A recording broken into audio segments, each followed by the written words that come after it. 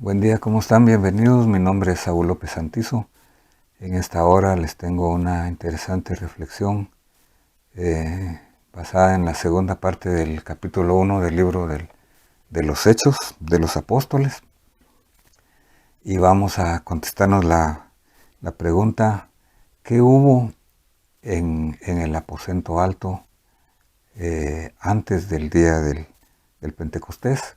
Esto es muy importante, muy interesante, porque el Espíritu Santo fue la clave del éxito que tuvieron durante su ministerio la iglesia del principio en el libro de los Hechos. Pero el Señor les había dicho a ellos que no salieran de Jerusalén hasta que no fueran investidos del poder de lo alto. Era tan urgente la necesidad de ir por todo el mundo y predicar el Evangelio a toda criatura, pero era más urgente, más importante estar preparados, recibir la investidura del poder de lo alto. Ellos, los 11 discípulos, los 11 apóstoles, habían estado en el Monte de los Olivos, habían recibido las últimas instrucciones del Señor Jesús. Él había sido tomado, recibido arriba en los cielos. Él no se disipó, sino que Él subió en su cuerpo físico. Y unos ángeles les dicen a los discípulos: ¿por qué estáis mirando arriba, varones galileos? Este mismo Jesús, en la misma forma que ha sido tomado, así volverá en su segunda venida. Pero ellos entonces regresan a Jerusalén. Y aquí voy a empezar mi lectura. Regresan a Jerusalén según la última parte del Evangelio de Lucas. Ellos regresan a Jerusalén con gran gozo y con una actitud de alabanza a Dios. Esto es importante porque es parte de la preparación que tienen en el aposento alto. Dice así el versículo 12 entonces de Hechos 1. Vamos a ver, aquí está hoy. Entonces regresaron a Jerusalén desde el Monte de los Olivos, que está cerca de Jerusalén, camino de un día de reposo, más o menos 1 kilómetro. Cuando hubieron entrado en la ciudad, subieron al aposento alto, donde estaban hospedados, y empieza la lista aquí de los 11 discípulos, apóstoles: Pedro, Juan, Jacobo, Andrés, Felipe y Tomás, Bartolomé y Mateo, Jacobo, hijo de Alfeo, Simón el Celote, y Judas, hijo de Jacobo.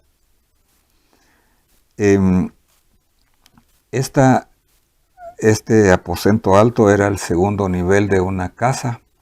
Posiblemente era la misma casa donde tuvieron la última Pascua, donde tuvieron donde se instaló la cena del Señor.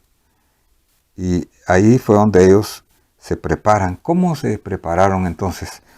Vamos a verlo en el capítulo número 14. Dice, capítulo 1, Hechos, versículo 14.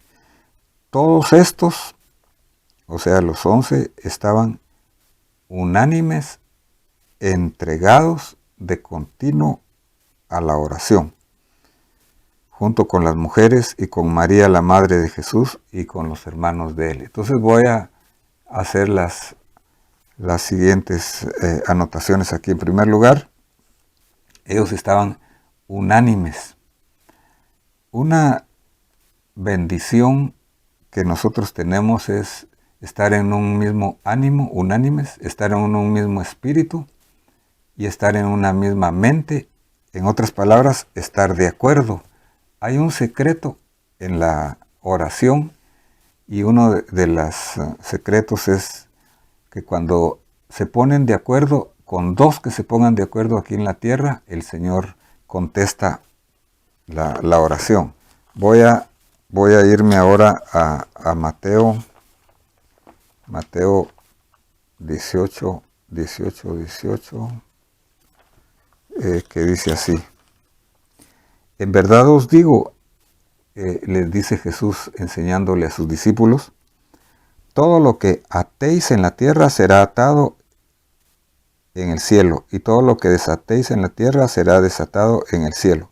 Además os digo que si dos de vosotros se ponen de acuerdo, con dos que se pongan de acuerdo sobre cualquier cosa que pidan aquí en la tierra, les será hecho por mi Padre que está en los cielos. Porque donde están 2 o 3 congregados en mi nombre, ahí estoy en medio de ellos. Y entonces Pedro le pregunta al Señor, ¿cuántas veces he de perdonar? 7 veces. Jesús le dice, hasta 70 veces 7. El perdón, el ponerse de acuerdo con los demás es muy importante para pedir nosotros una misma cosa. Entonces, ellos estaban, en primer lugar, de acuerdo porque ya sabían el secreto de pedir. Si tú tienes alguna necesidad, incluso si tú quieres recibir la bendición, esa promesa, esa unción del Espíritu Santo, lo puedes hacer con otras personas y el Señor se compromete a contestar. Pero es una oración, el primer requisito, entonces, estar de acuerdo en cualquier cosa que nosotros pidiéramos. La otra situación aquí dice que estaban entregados de continuo a la oración, entregados. Esto nos da la idea a nosotros de una pasión, de algo interior, de una entrega, de algo que nosotros lo hacemos sin distractores. Si nosotros buscamos un lugar, si tenemos nosotros nuestro aposento alto en tiempo y espacio, en una hora determinada, en un lugar determinado, mejor.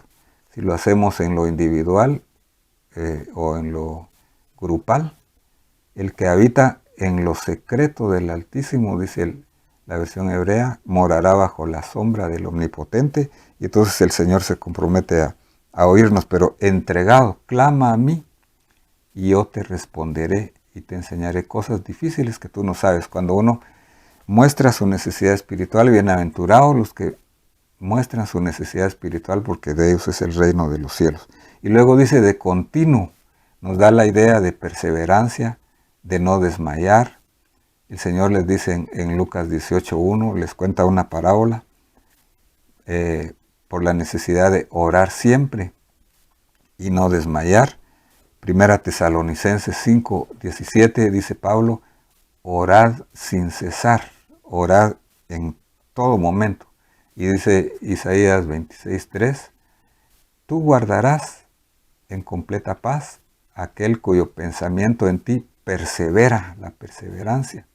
Aunque los sentimientos nos digan otra cosa, aunque la mente nos diga otra cosa, pero tenemos que perseverar en el Espíritu, perseverar en nuestra oración y pedirle al Espíritu Santo que nos ayude a perseverar.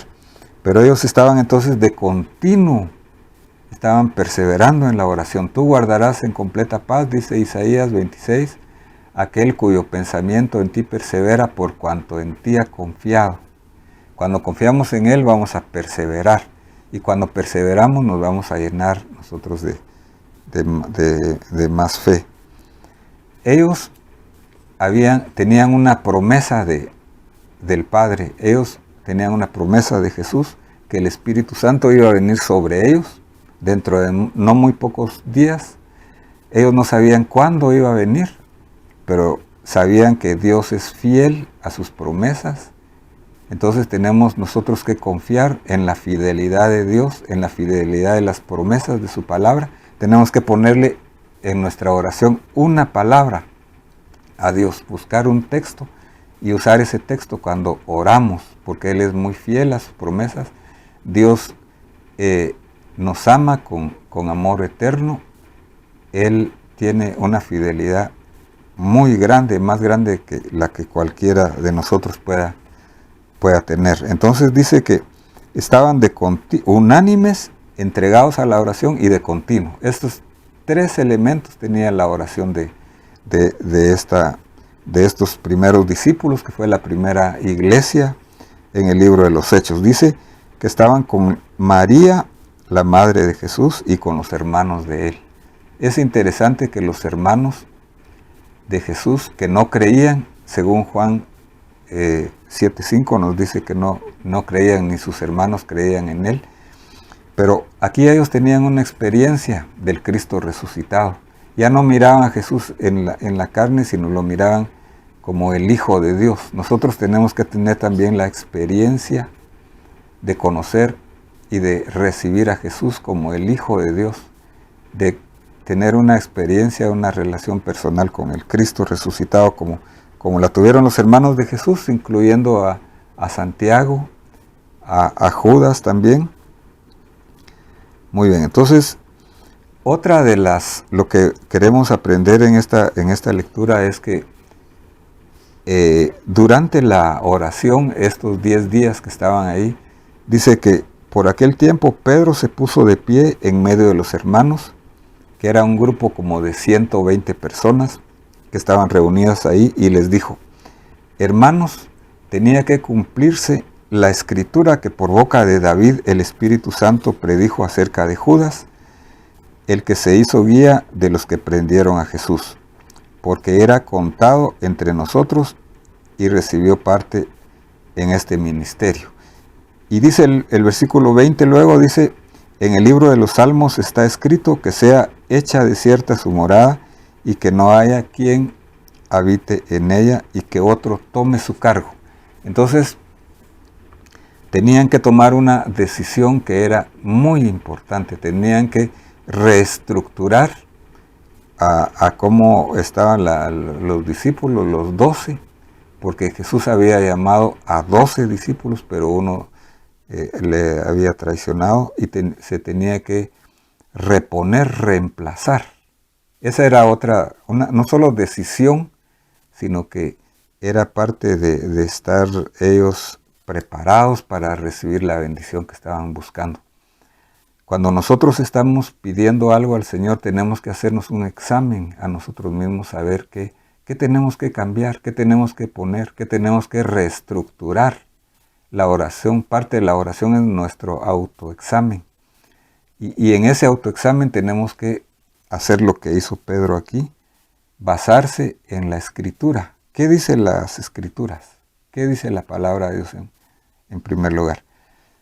Jesús les había dicho en el libro de Mateo, les había dicho el Señor Jesús que cuando ellos iban a estar en el reino de los cielos, les había dicho aquí que iban a juzgar a las 12 tribus de Israel. Los 12 apóstoles iban a juzgar las 12 tribus de Israel. El número 12 es el número de gobierno en la Biblia. Y aquí habían 11, hacía falta uno. También en Apocalipsis encontramos en Apocalipsis que cuando está la Nueva Jerusalén y la describe Juan el apóstol, describe ahí a 12 cimientos y en cada cimiento el nombre de los 12 apóstoles del Cordero. Pero aquí hacía falta uno, entonces era necesario reestructurar otra vez el número de los discípulos. Entonces dice que le ponen la condicionante. Ellos escogen aquí en medio de la oración, porque nosotros tenemos que tomar decisiones en medio de orar también. Por tanto, es necesario que de los hombres que nos han acompañado todo el tiempo que el Señor vivió entre nosotros, comenzando desde el bautismo de Juan hasta el día en que de entre nosotros fue recibido arriba, uno sea constituido como testigo con nosotros de su resurrección. Entonces aquí les da el requisito que tenían que ser testigos de todo el ministerio del Señor hasta que el Señor fue tomado. Entonces, arriba. Entonces dice que presentaron a 2, a José llamado Barsabás, el que también llamaban Justo, y a Matías. Los 2 llenaban los requisitos. Era un método totalmente confiable, el que ellos tomaban con requisitos, los tomaron aquí, pero había que escoger, había que seleccionar a uno. Y la selección no iba a ser una selección así emotiva o una selección por complacencia o evitando algo, sino que ellos lo que iban a ver es de que fuera completamente objetiva la selección. Tenían que orar. Entonces, lo que hicieron fue lo siguiente. Oraron y dijeron: tú, Señor, que conoces el corazón de todos, muéstranos a cuál de ellos has escogido para ocupar este ministerio de apostolado del cual Judas se desvió para irse al lugar que le correspondía. Y echaron suertes, y la suerte cayó sobre Matías, y fue contado con los 11 apóstoles. Entonces el echar suertes era algo similar a lo que hacemos nosotros ahora de escribir papelitos y de envolverlos y luego revolverlos y sacar al azar. Era un método aleatorio o al azar para que sea totalmente objetivo. Era un método que científico, se puede decir, que seguían en el Antiguo Testamento. Ellos repartieron la tierra por suertes cuando llegaron a Canaán. También dice el libro de Proverbios que la suerte se echa en el regazo, mas del Señor viene toda decisión. Proverbios 16:33. Este es un método muy, muy efectivo, pero después de orar. Sin embargo, el Señor, el Espíritu Santo, fue el que toma decisiones. Esta fue la última vez que se hace este método de suertes. De aquí en adelante es el Espíritu Santo el que toma decisiones. Muy bien, esperamos que estos elementos que hemos visto aquí de la oración que hubo en el aposento alto te puedan ser de bendición y que tú puedas hacer esta oración de acuerdo. Busca compañeros de oración en las decisiones más importantes de tu vida, en las peticiones busca compañeros de oración. Sé perseverante porque Dios premia la perseverancia. Dios tiene el tiempo y Dios tiene exactamente lo que nosotros necesitamos. Mejor si pedimos lo espiritual, mejor si pedimos la unción, la llenura del Espíritu Santo, porque con esa llenura el Señor nos va a utilizar y va a cumplir la misión que tiene para nosotros muy particular. Que Dios te bendiga y que pueda ser de utilidad en tu vida esta reflexión. Te invito a que la puedas escuchar otra vez, que la puedas compartir y que puedas escuchar los otros videos. Y si no te has inscrito al canal, que puedas inscribirte siempre haciéndole un clic a la campanita de notificaciones.